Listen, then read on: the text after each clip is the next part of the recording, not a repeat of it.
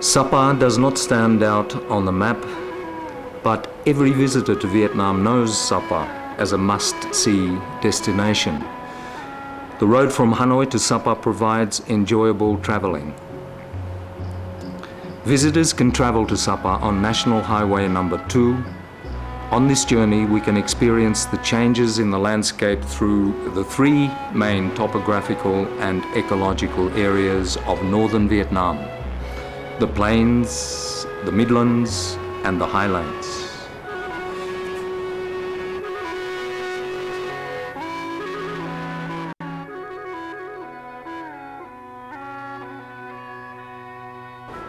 Visitors can also travel to Sapa by train, which runs along the bank of the Red River.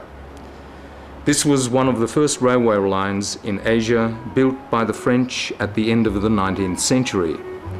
The line has been modernized and updated.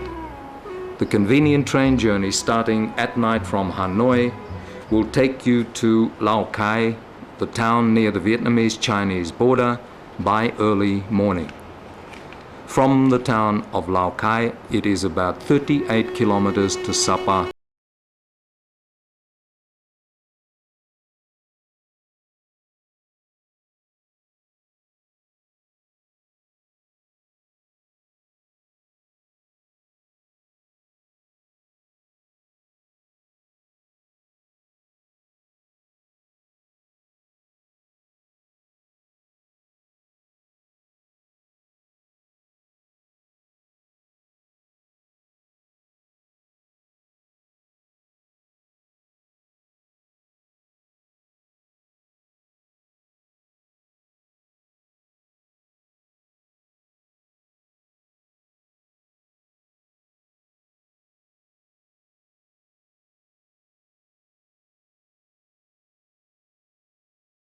Border of the ancient people, Sapa appears in front of our eyes. It is an impressive mountainous area covered by thousands of square kilometers of tropical forest, in which is located the highest peak of Indochina, Phan Xipang. Before our eyes is an open valley with vast terraced fields, where you can see the mountain villages of many different ethnic groups. An ethereal town under the green canopy of samu trees. Sapa has been named a tourist zone because of its variety of attractions. Here you can rest after a strenuous period of work, study the ecology, or go venture rock climbing. Home-based tours can take you to visit mountain villages and discover the culture of ethnic groups. There are nearly 20 tourist sites in an area of several hundred square kilometers. Tourists who go to Sapa will want to look for a local tour guide. One of the places where you can find a local tour guide is the Sapa Information Tourist Guide Center in Khao Mai Street. The 3D model of the locality in the center helps us to visualize the wonderful but challenging Sapa. The costumes, jewelry, musical instruments, and working tools on display help us to get acquainted with the life of the ethnic groups before meeting them. The center can provide the visitors with books and maps which give us necessary information to choose the best tours. Information is also available through the website.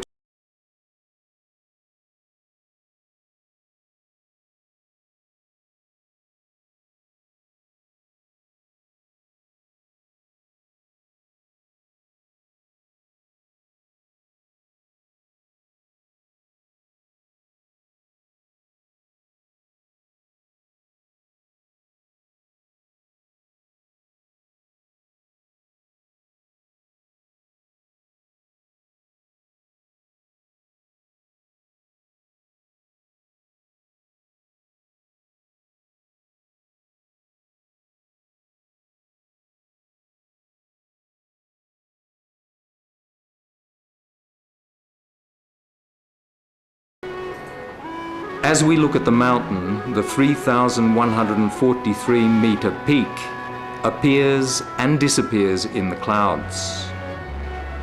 Not only tourists, but also the local people want to explore this piece of country to discover the hidden beauty of the Huanglian Range.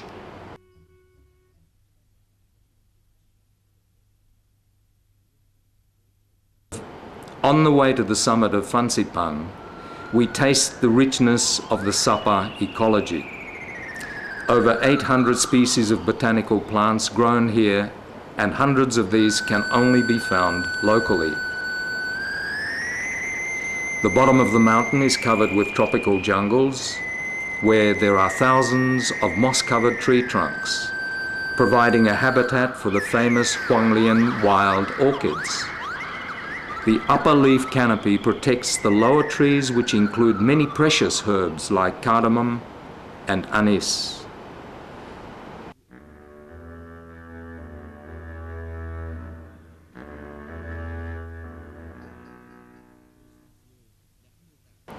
The scenery at the peak has stayed unchanged since the day when the French explorer Rozier arrived here 70 years ago. In his words, Fansipan Peak is comprised of granite originating from magma. The forest here is huge and contains typical herbs from the east of the Himalayas. The jungles contain 1,000-year-old arhat pines standing imposingly or swaying gently in mountain winds. We feel like we are standing in heaven looking down at the earth. The mountain villages, streets, fields and gardens become small and minute. Perhaps this is the reason why the ancient people named Sapa Muang Tien, meaning mountain village in the heavens. After the exertion of long walking days, the peak appears before our eyes. Fatigue vanishes in a pleasant feeling. It is said that the poet Mang Kong Lo visited this place in his search for the meaning of life and the truth of Buddhist philosophy. We want to share his feeling and shout loudly, as he did, to shake earth and sky. Not far away from the foot of the mountain is Takbak, meaning silver waterfall. It is a dazzling white waterfall with 3 distinct sections falling from the Lo Sui Sung highland. The top part is formed by a sloping escarpment. The water is fragile and graceful, looking like long lace falling down from the sky.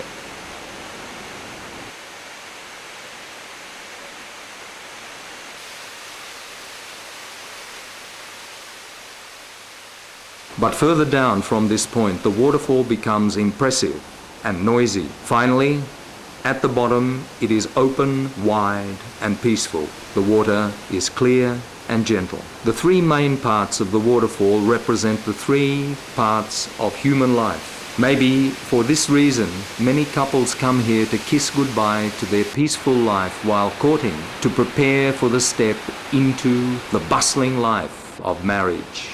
In a similar way, old people climb up to this waterfall to look back at their past time.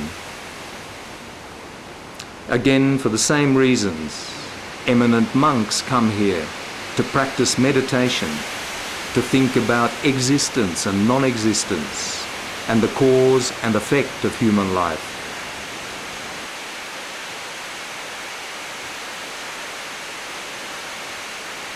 Takbak is one of 3 streams that rush into the main stream of Kat. The 3 streams following from their source cross hundreds of meters of sloping mountain terrain and join together to pour down the waterfall.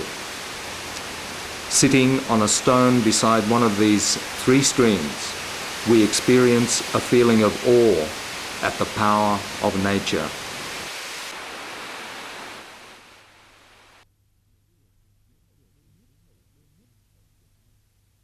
Summer in Sapa is cooler than autumn. The mountain winds bring clouds and a breath of the jungle.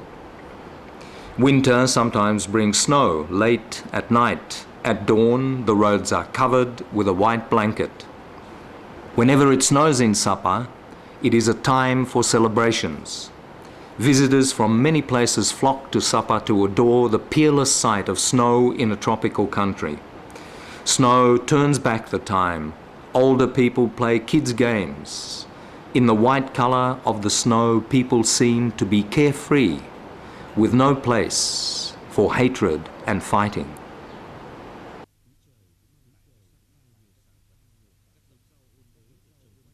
The varied climate of Sapa provides a variety of produce.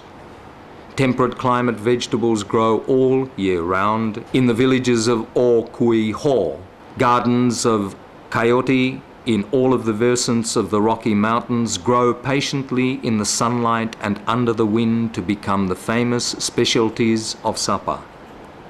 Varieties of peaches and pears originating from South China grow in the gardens of Takbak. Though the fruits are modestly small, their flavor is very juicy. Many kinds of flowers from Europe have been acclimatized to Sapa. Nowadays, growing different species of flowers is one of the economic activities in Sapa, using modern farming techniques.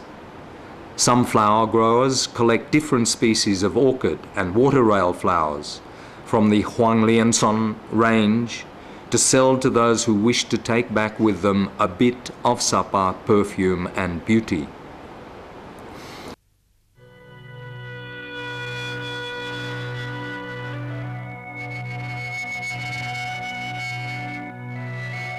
The villages of the ethnic people in Sapa are located on the lower ground beyond the town. This custom may originate from the idea of the ancient inhabitants that the Sapa township once belonged to the Muang Tien area. The most attractive to tourists are the villages in the Muang Hua Valley.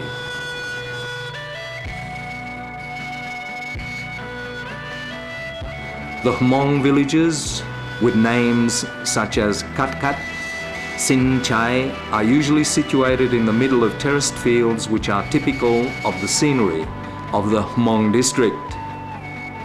After ploughing, the flooded fields look like a piece of mirror. Then, during harvest time, they are like a carpet leading to the sky.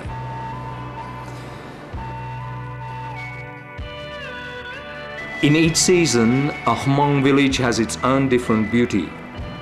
Houses with walls and roofs made of solid wood and bamboo provide a good cool resting place in summer.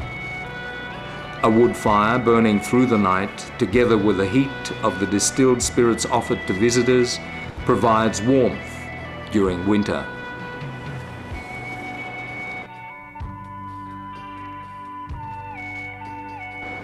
Every villager makes some traditional handicrafts. Men spend most of their leisure time after farm work doing carpentry, blacksmithing, and silver carving. Farmers who are used to heavy farm work suddenly become romantic and skillful artisans creating beautiful, sparkling silver jewelry.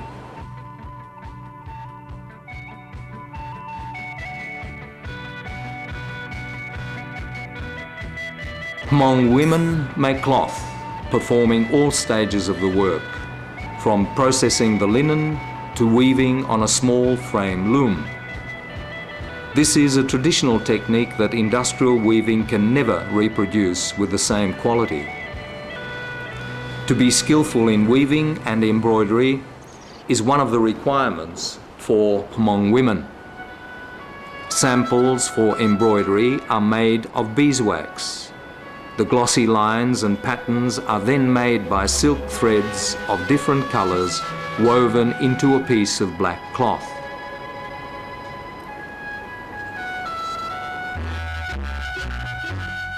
Nowadays, the women produce cloth not only for their own needs, but also as products for tourist souvenirs. Taking a tour in Sin Chai village, visitors will be taught by Hmong women how to do the very sophisticated and patient work of weaving and embroidering linen.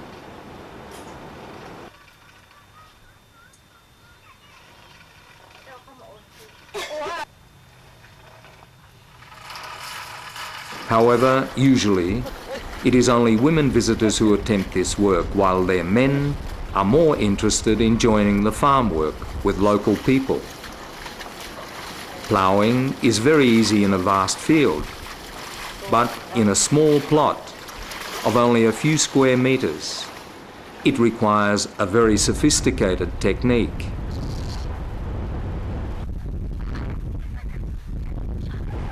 During a break time, visitors can participate in folk games such as buffalo fighting, cricket fighting, and top spinning, which can no longer be found in other developing rural areas.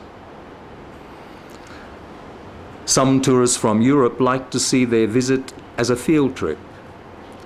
They even make it more interesting by repairing schools and health clinics and helping to keep the villages clean. Community clubs are a place where tourists can learn about the traditional performance activities of the local people. The folk songs and the Ken dances, which have been transmitted over hundreds of years, are imbued with the open and upright nature of the highland people.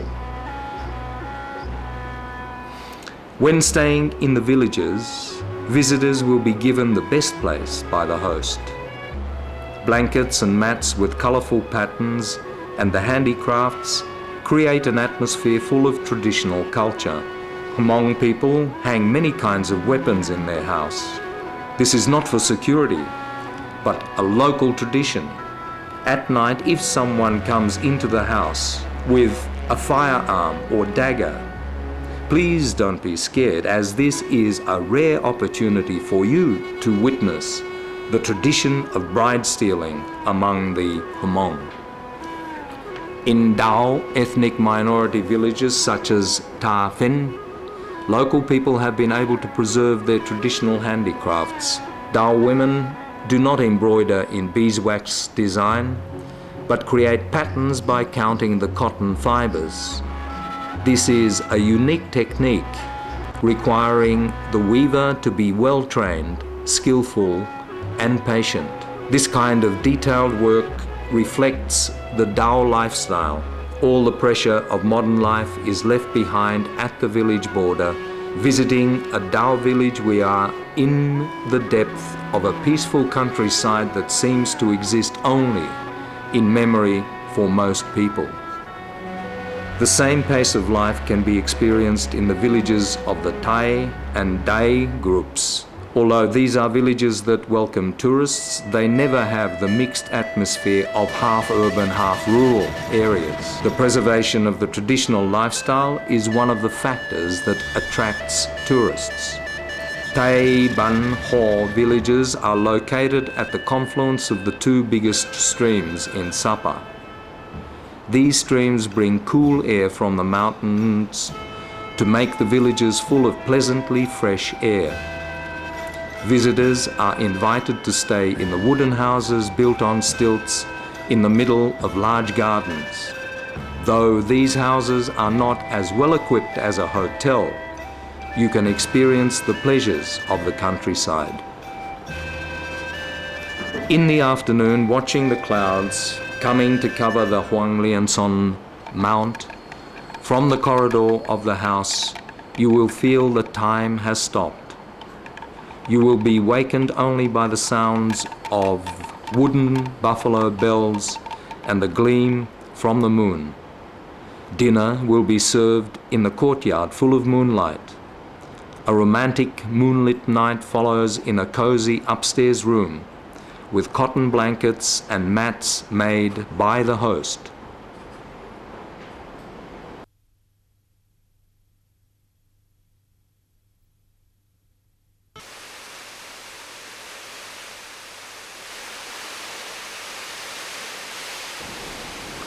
From Ban Ho, upstream of Muang Hua, we can see the bridge made of rattan.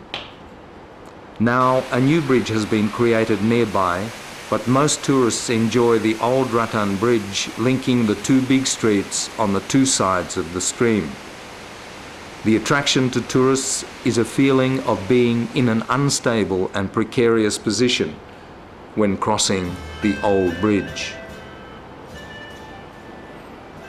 Passing the Rattan Bridge, you will arrive at the Tavan village of the Dai group. Without a guest house, Tourists stay in the village, spending a few days to taste life in the countryside. The village meal will provide us with special flavours that cannot be found in any restaurant because it is served with fish caught from the nearby stream, bamboo sprouts from the forest, and these dishes are prepared with hot chili, ginger, and herbs. Visiting Sapa early in the spring, tourists can enjoy many traditional festivals. The ceremony to pray for the crops is carried out with the simplest wishes for good weather and a bumper harvest. The ceremony ends with games in the fields for everyone, both villagers and visitors. In the con throwing game, when the moon face target is broken, yin-yang harmony will be obtained. In a performance of gao singing, young boys and girls exchange sweet songs and chants. These games take us back to our childhood with kid songs, enlivened by the village drum.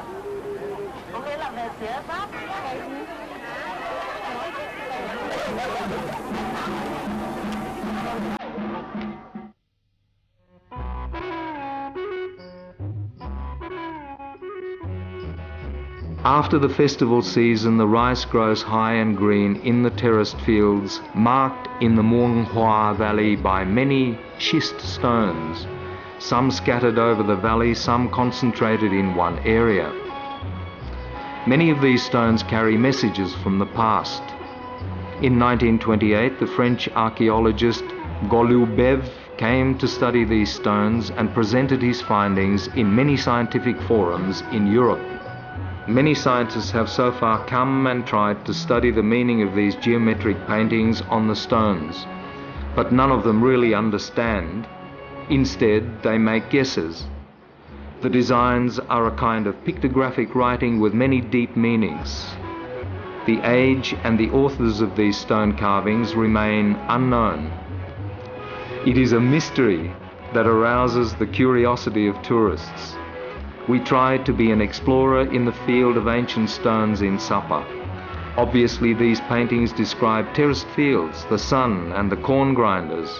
But put them all together on only one piece of stone, they become puzzling.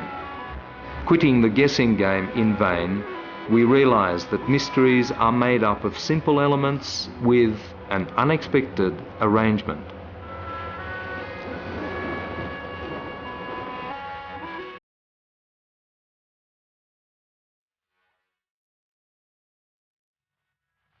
Sapa, how abundant it is.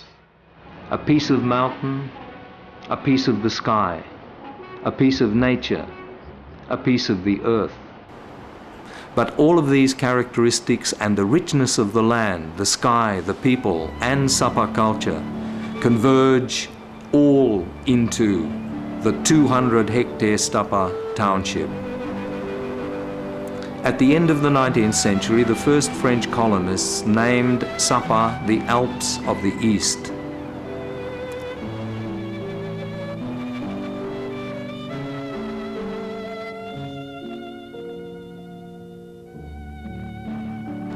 In the early 20th century, a voluntary organization named the Sapa Initiative Association, chaired by Mr. Go Leong, an architecture professor at the Indochina Art School, mapped out a plan to develop this tourist zone. At the beginning, only some wooden guest houses were erected. But by 1930, hundreds of villas and many hotels mushroomed in Sapa.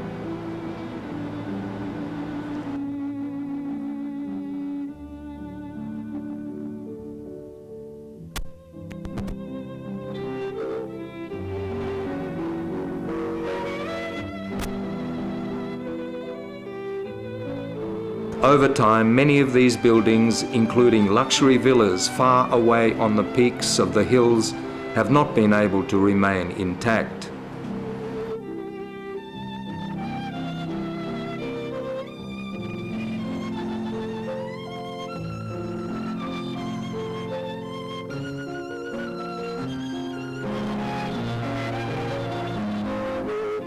However, the moss of time cannot conceal the artistic talent of the architects and the workmen who carved their own features on the buildings in the mountains. There are unchanged buildings such as the stone church or villas in the center of the town. Time just increases their ancient beauty and gives us the impression of the longest lasting tourist zone. The height of the old buildings was considered carefully to harmonize with nature, so that when the clouds come down to town, even the campanile of the church, the highest peak of the town, only touches the sky and does not break through it. New buildings inherit the old traditions. Most hotels in Sapa are situated on a large area. Victoria Hotel is on the top of a hill and has the luxury of European style and the architectural features of the East. Balcony around the house brings the nature closer, while the rocks around the yard give us a cozy feeling and a private moment. Huang Lian Hotel was reconstructed from a house in the street. Walking along the corridor, we feel like we are closed in by walls. But when the windows are opened, we will have a private room which retains the fresh air and beauty of Sapa.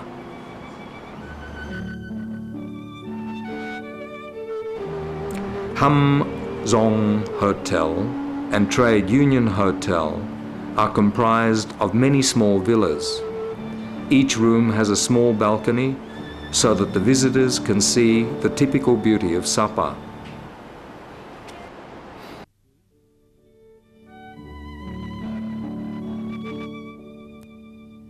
In recent years, more and more construction works have been carried out. So, Sapa has been expanded, but its urban architecture has been preserved from the time of the Sapa Initiative Association. The roads in Sapa lead you not only to the center of the town, but also to some tourist areas in the suburbs and connect the mountains with the streets.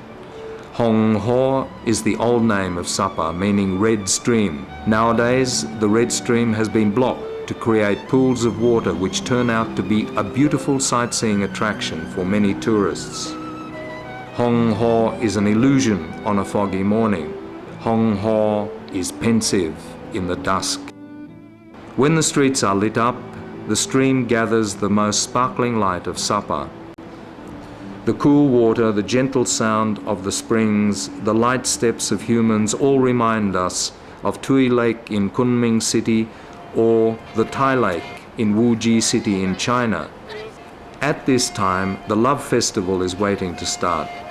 The Sapa Love Market is usually opened on Saturday night. Boys and girls from the villages go to the market as early as the afternoon, and when eyes meet, a date is made. Although waiting for the rain to stop or surrounded by many curious people, the dating continues. Hmong people select one corner of the street to perform the tradition of wife stealing. Single boys and girls, married men and women, all can join in the game. Men want to show their talent in the Ken dance, which is very close to martial arts, while women have a chance to present their strong soprano voices, characteristic of the people in the high mountains.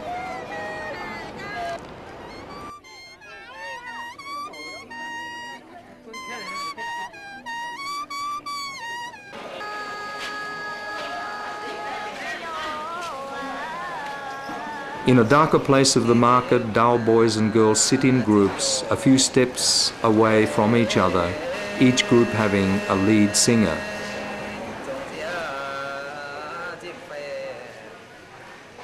Meeting with a yellow flower here, I want to take the flower back with me. Responding to this sincere and serious love poem, the girls are considerate, but do not reveal their ebullience of heart.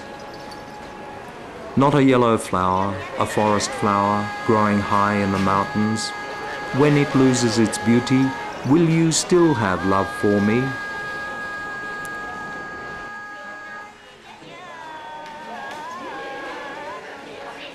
The poem reminds us of the love duet songs and the folk songs of Chongquan in the past. Coming to Sapa, we seem to enjoy some flavours from our own home village. We seem to experience once again nights without moon, stars or light, when we can recognise each other only by singing. When there is no longer the sound of flute and ken, the Sapa Love Market moves to private corners. On the following day, when the sun rises, the real market opens. This is one of the few terraced markets still existing in our country. Here is everyday Sapa, where we can find fresh green vegetables from O Kui Ho, peaches and pears from Tak Bak Street, honey and herbal medicine. Some of these things can be grown in the house garden, but others only in the mountains, a couple of thousand meters high.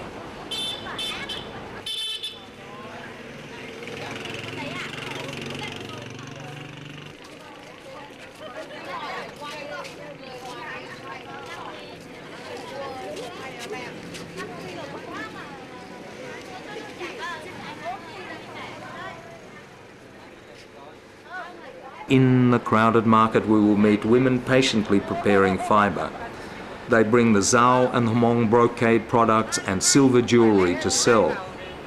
These are the best-selling products. They are not just souvenirs but also the talent of Sapa people, Sapa soul and cultural imprints.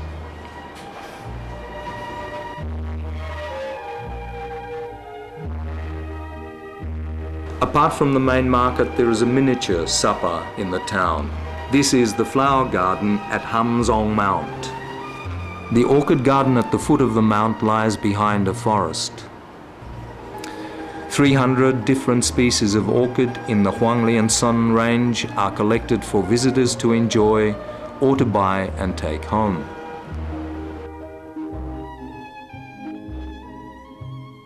In the orchid garden, flowers with various colours of the 3 different climatic zones are seen everywhere along the path or between the stones.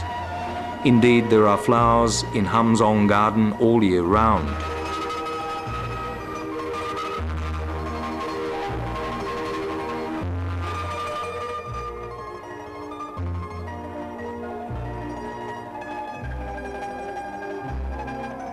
The restaurant in the garden serves all the dishes of the Hmong, Zhao, Zai and Thai groups.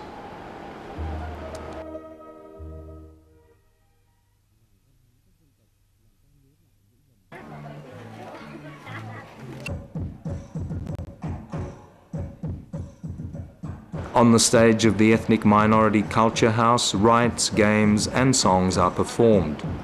Tourists can dance, play games and discover more.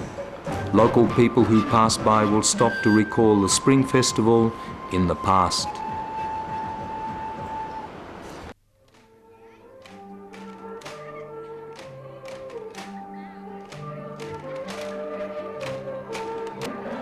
Sometimes the performance is outdoors in the clouds.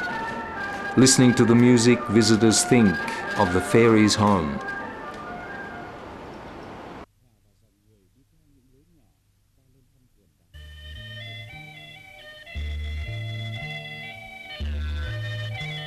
Joining the line of people, we go to the stone garden. Up high on the mountain is a dragon-shaped stone leading to Fansipan. Further down are stones of different shapes. Visitors have named the stones after their strange shapes: the frog, Buddha, the chessboard, the breaking stone.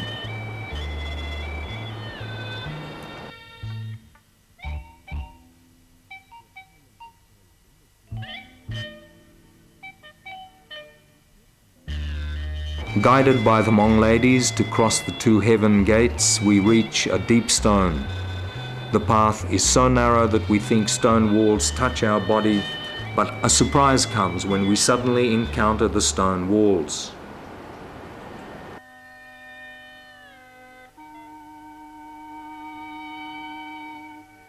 The panorama of Sapa is before our eyes, and we look out at the cloud yard, feeling pure.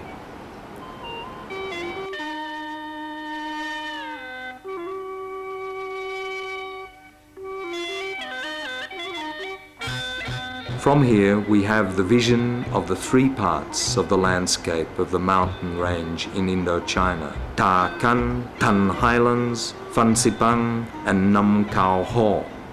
The Muang Hua Valley lies between these parts, looking like a ship whose highest section is the town of Sapa. It is interesting that after a few hundred steps we feel that we have done the same hard job as climbing Phan Xipang. From here, the difference is that Sapa is not small, but not far away from the vast and large mountain. Here is clouded Sapa in the highlands.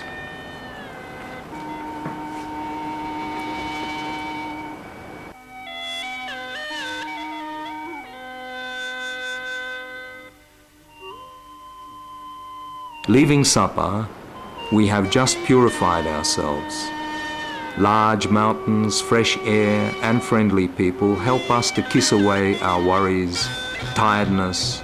Only the happy memory stays in our innocent hearts. Sapa invites us to come back. The pine trees in line are waving goodbye to us. We want to respond to the pine trees as the people did in the past. You, pine trees, stay in this heaven. I go back with my beautiful love.